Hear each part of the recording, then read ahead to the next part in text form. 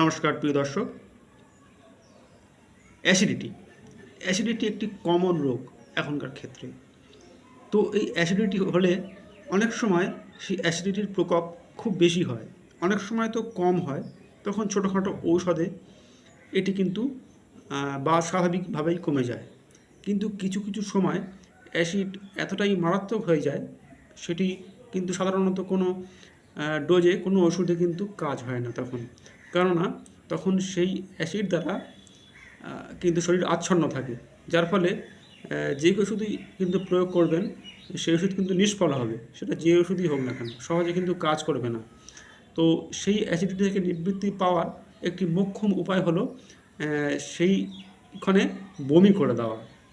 তো বমি অনেকে করতে অভ্যস্ত, অনেকে প্রতিদিন সকালে করে বা প্রয়োজনে করে থাকে। যারা অভ্যস্ত তাদের পক্ষে এটা যতটা সহজ, যারা অনভ্যস্ত তারা কিন্তু সহজে চাইলেও বমি করতে পারবে না, বা বমি করলে একটা ক্লান্তি অনুভব হয়। সেক্ষেত্রে সুচারুরূপে বমি করার জন্যে এই যে দেখছেন এলাচ, এটাকে কাজে লাগাতে পারেন। এটি সম্পূর্ণ পার্শ্ব প্রতিক্রিয়াবিহীন এবং উপকার বই কোনো প্রকার ক্ষতির সম্মুখীন হতে হয় না। তো বিষয়টি পুরো ভালোভাবে জেনে নেওয়া যাক।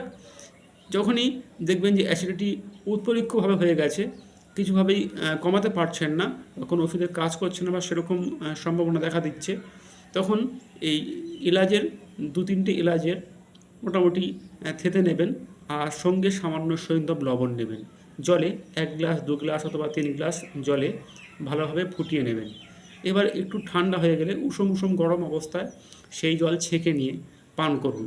আর তারপরে দেখুন, সহজে কিন্তু আপনি যদি চেষ্টা করেন গালে আঙুল দিয়ে সামান্যভাবে চেষ্টা করলেও কিন্তু সহজেই আপনি বমি করতে পারছেন, যেটা সাধারণভাবে জল খেয়ে বমি করলেও করা যায়, কিন্তু অতটা সহজভাবে হয় না প্রক্রিয়াটা।